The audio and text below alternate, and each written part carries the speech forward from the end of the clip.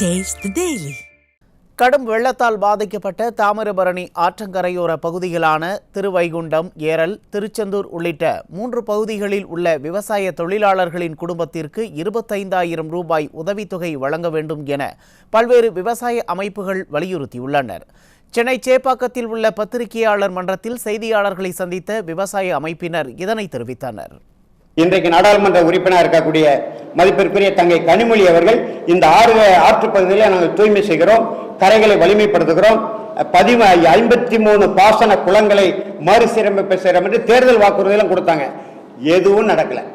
அதனுடைய விளைவுதான் இந்த வெள்ளத்தால மக்கள் பெருமளவில் பாதித்தது. எனவே இப்ப நாங்கள் என்ன கோரிக்கை வைக்கிறோம் என்று சொன்னால், இந்த வெள்ளத்தால் பாதிக்கப்பட்ட தூத்துக்குடி மாவட்ட தாமிரபரணி 2 கரைகளை சேர்ந்த உழவர்கள், உழவு தொழிலாளர்கள், சிறு குறு வணிகர்களுக்கு குறைந்தது ஒரு குடும்பத்திற்கு ஒரு 25,000 ரூபாய் நிதி தர வேண்டும். Taste the Daily.